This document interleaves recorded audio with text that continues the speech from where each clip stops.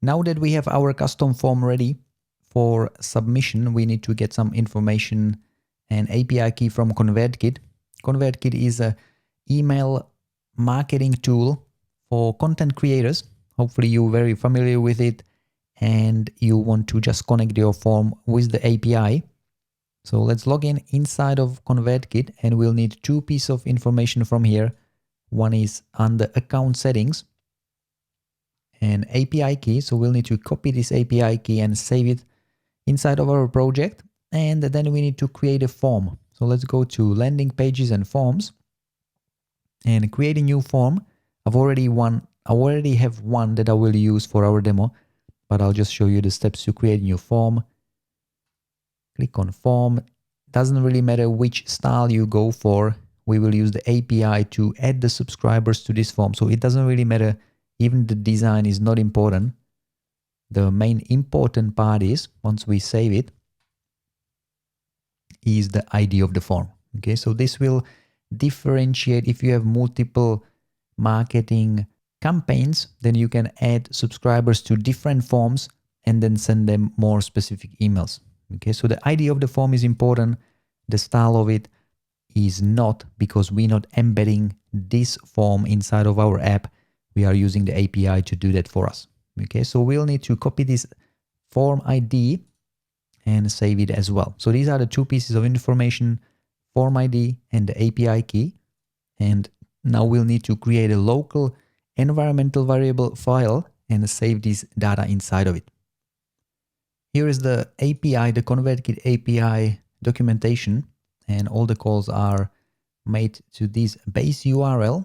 And in our case, we want to go to forms and add subscriber to a form. So this is the API endpoint that we need to hit. We need to send the content type application JSON and an object which has an API key and email. So that's the value of whatever the user enters in our form. We want to send it through together with the API key and hit this endpoint. Okay, so the base URL will also store in the environmental variables and then we'll reuse it inside of the API route. Let's go to the project. It has to be inside of the root folder and we'll create a file called env.local.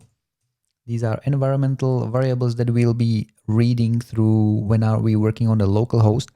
And then we'll need to set them up also when we deploy to production. Okay, so locally we'll work with these, and the base is, as I said, the API convertkit.com/v3. And now we need to paste in the API key and form ID that you get from ConvertKit. I'm including mine, and then we can close the file. Okay, so make sure you include these 2 or 3 variables that we'll reuse. And just to validate that we have the right information from ConvertKit, we can use Postman to make this request to ConvertKit and connect to ConvertKit API through Postman before we implement it in the UI. All we have to do is copy this URL that will subscribe to a specific form and send the right post request. Okay, so let's copy the URL, open Postman, download it and open it. And once you do it, you will open a new tab. Make sure you select the post request, paste in the URL, and replace the form ID with your form. Then we will go to the body, select JSON, and we'll paste in an object that will contain email.